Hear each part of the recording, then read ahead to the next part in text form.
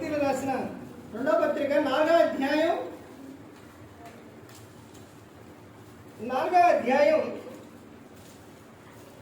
8వ వచనం.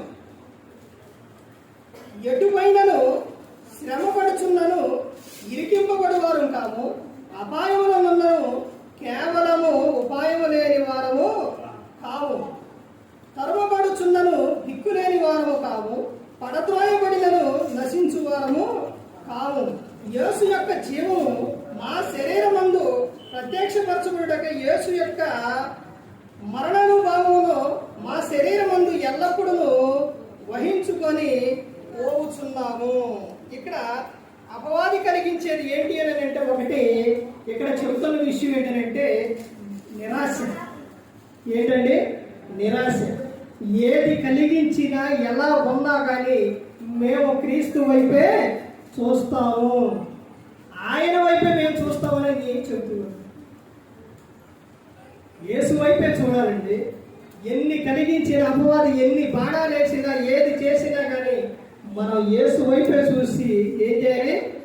ఆయన వైపే పరిగెత్తాలి. ఆ తర్వాత ఇంకా ముందుకెళ్తే చెబుతున్న విషయం ఆదికాండం 3వ అధ్యాయం 1వ వచనం నుంచి చూడండి. దేవుడైన యెహోవా చేసిన సమస్త భూజంతువులలో సర్పం యుక్తి గలదై ఉండెను. అది ఆ స్త్రీతో, ఇది నిజమా? ఏమని చెబుతుండే?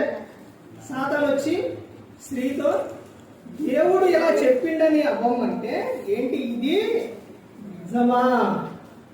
తర్వాత ఇంకా ఏమో చెప్తుంది చూడండి. ఇది నిజమా? ఈ తోట చెట్లలో దేని ఫలములైనను మీరు తినకూడదని దేవుడు చెప్పినా అని అడిగెను. అంటే ఈ చెట్ల పండ్లల్లా ఏది తినొచ్చు, ఏది తినకూడదు. తర్వాత చెప్తున్న విషయం చూడండి.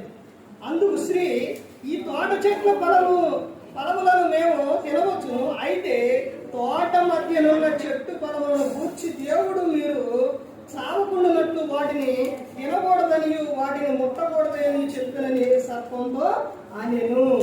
ఇప్పుడు ఇక్కడ ఆమె తర్వాత జరిగిన విషయం ఏంటంటే, ఈ సందర్భం అంతా అయిపోయిన తర్వాత అక్కడ అవ్వమ్మ ఏం చేసింది? ఆ పండు తిన్న తర్వాత అక్కడ జరిగిన విషయం ఏంటంటే, ఆమెకు కలిగించిన విధానం ఏంటంటే అవమానం. ఏం కలిగించిండు?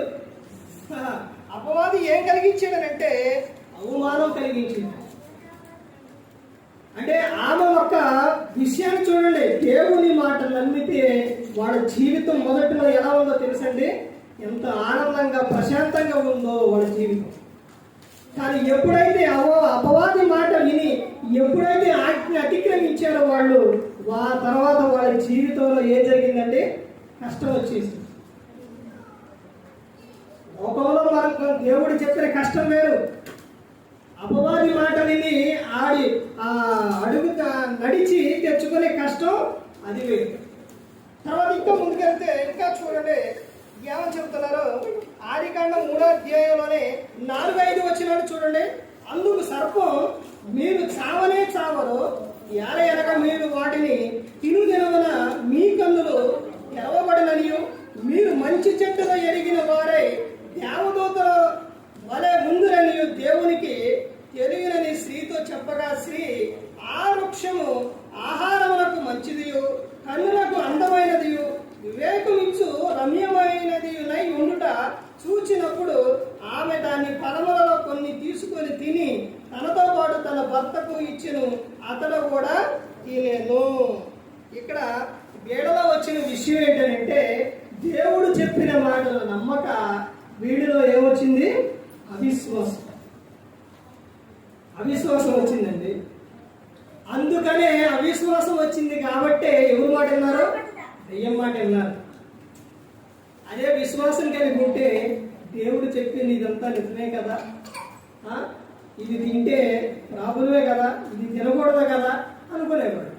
కానీ ఎప్పుడైతే అపవాది మాట విన్నారో దేవుని మీద విశ్వాసం లేకుండా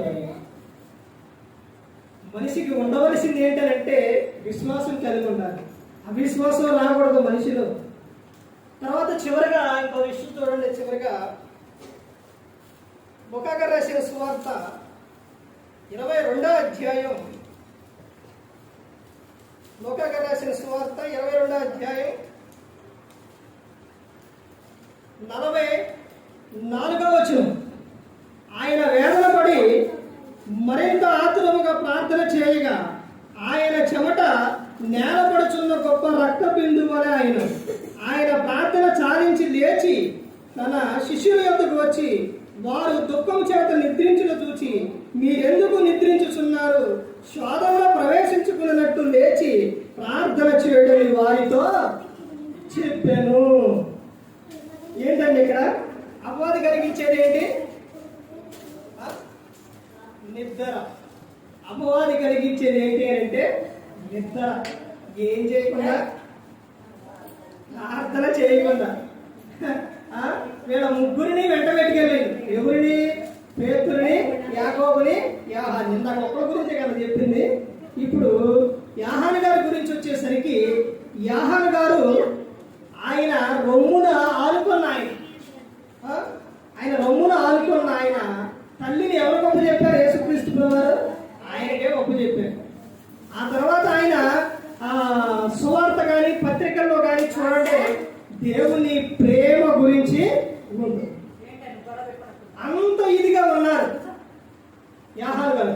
తర్వాత యాకోబు గారు అపోస్తల కార్యాలు చదవండి. అక్కడ యాకోబు గారిని శిరచ్ఛేదనం చేయడానికి ఆయన ఎలా చనిపోయారంటే శిరచ్ఛేదనం చేసి చనిపోయారు. చరిత్రకారులు చెప్పిన విషయం ఏంటంటే యాకోబు గారికి ధైర్యం ఎక్కువ. యాకోబు గారిని శిరచ్ఛేదనం చేయడానికి తీసుకొని వెళుతూ ఉంటే ఆయన ఎలా వెళ్ళారంటే ధైర్యంగా నడుచుకుంటూ వెళ్ళారు. ధైర్యంగా చనిపోయే సందర్భాల్లో, అపాయం ఉన్న సందర్భాల్లో ధైర్యంగా ఉంటారు ఎవరన్నా. కానీ ఈయన ధైర్యంగా నడుచుకుంటూ వెళుతూ ఉంటే ఆయన పక్కన ఉన్న వ్యక్తి అతను మారిపోయిందంట, మారుమనసు పొందింది. ఏమో చూసి అంటే క్రీస్తులోని ఎంత ధైర్యం ఉంటుందా? ఆయన వెంట ఉంటే ఎంత ధైర్యంగా ఉంటావా? ఇలా బ్రతుకుతావా? చనిపోతున్న స్థితిలో కూడా ఎలా ఉండో ధైర్యంగా ఉండని అతను మారిపోయాడు.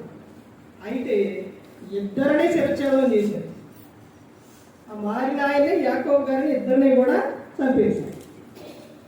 అయితే బైబిల్ గ్రంథంలో మాత్రం ఎలా ఉంటుందంటే ఆయన యాకోబు గారిని పట్టుకొని శిరచ్ఛేదనం చేశారనే ఉంటుంది. కానీ చరిత్రకారులు చెప్పిన విషయం ఇది. చరిత్రకారులు యేసుక్రీస్తు ప్రభువుని సిలువేసినప్పుడు, లేకపోతే ఆ తర్వాత జరిగే విషయాలు అవన్నీ కూడా మొత్తం స్పష్టంగా అవన్నీ పరిశోధించారు. అవన్నీ యూట్యూబ్లో ఇవన్నీ కూడా కనబడుతూనే ఉంటాయి. ఇప్పుడు మనిషి మీద అంటే భక్తుల మీద అపవాది చేసే బాణం ఏంటి అని అంటే నిద్ర. ఆ నిద్ర కూడా ఎలాంటి నిద్ర అంటే నీవు ఎప్పుడైతే ప్రార్థన చెయ్యాలి అనుకొని మోకాడేస్తావో అప్పుడే నీకు నిద్ర వచ్చింది. ఎప్పుడైతే వాక్యం చదవాలి అని బైబిల్ పట్టుకుంటావో అప్పుడే నీకు నిద్ర వచ్చింది. నువ్వు ఆ సెల్ ఫోన్లోని రీల్స్ కానీ, సినిమాలు కానీ ఇంకేమో చూస్తున్నా గంటల తరబడి నువ్వు చూసినా నిద్ర రాదు.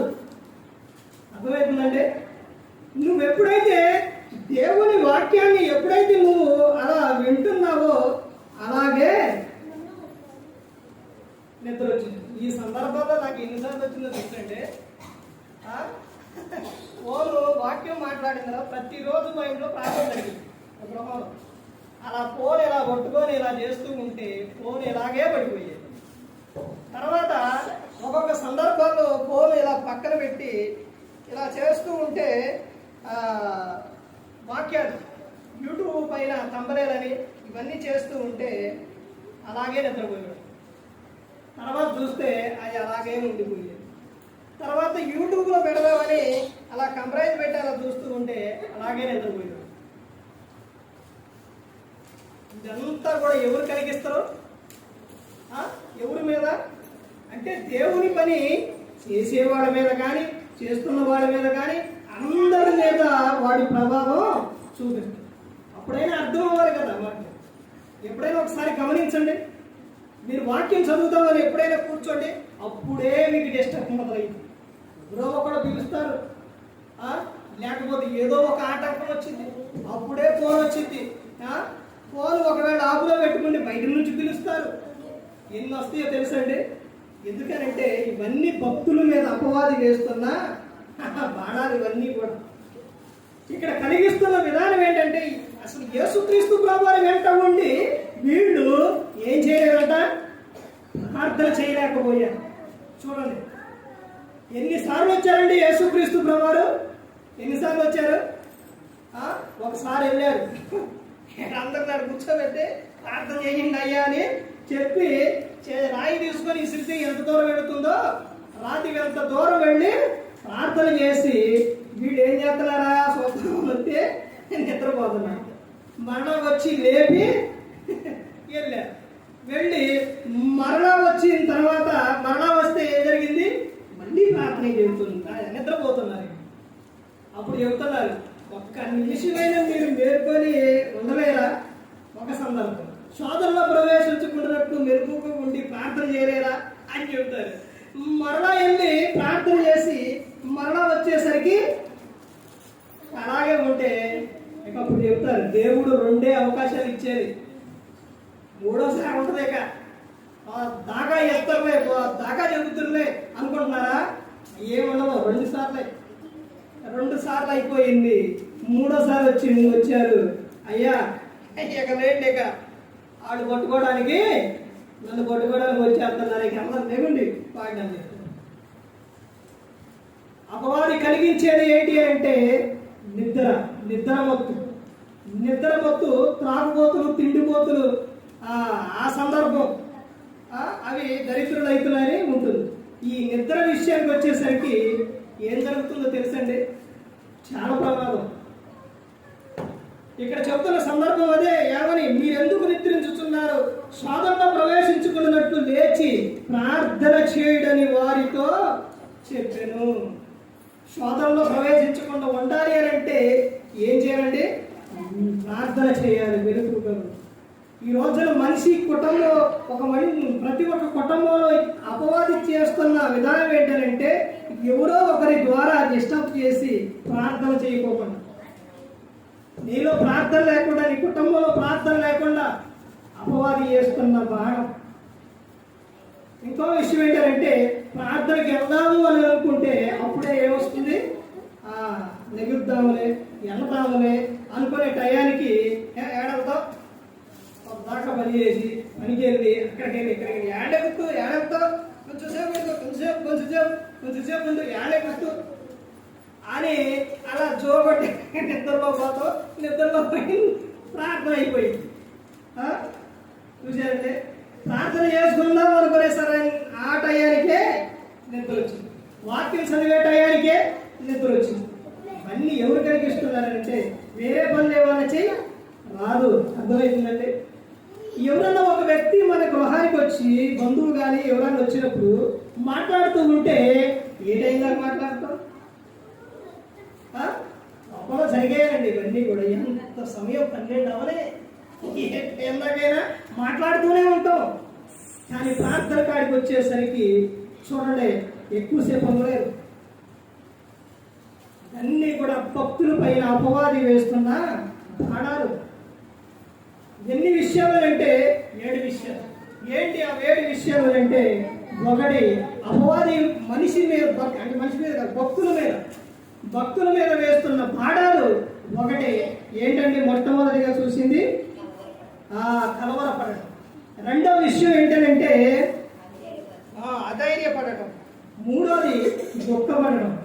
4 అవమానం కలిగించడం. తర్వాత 5 ఏమో చెప్తా అవిశ్వాసం కలిగి ఉండడం. తర్వాత మధ్యలో ఒకటి ఉంది, ఏంటంటే అది నిరాశ కలిగించడం. నిరాశలో పడేయటం, నిరాశగా ఉండటం, దిగులుగా ఉండటం, ఆయన ఏం చేయలేదులే అనే విషయం. ఇవన్నీ ఎవరు కలిగిస్తున్నారంటే ఒక్క విషయం అండి. ప్రతి ఒక్క విషయంలో కూడా దేవుడు చెప్తున్న విషయం, నా వైపు చూడు, నేను నీకు ధైర్యాన్ని ఇస్తాను, నువ్వు చేయవలసింది నేను నీకు నేర్పుతాను. తర్వాత చివరిగా ఏంటంటే అపవాది భక్తుల పైన వేసే బాణం ఏంటంటే నిద్ర. ఆ నిద్రను నువ్వేం చేయాలి, జయించాలి. నిద్రని జయించలేని నీవు ఏమి కూడా నువ్వు జయించలేదు. అర్థమైందండి?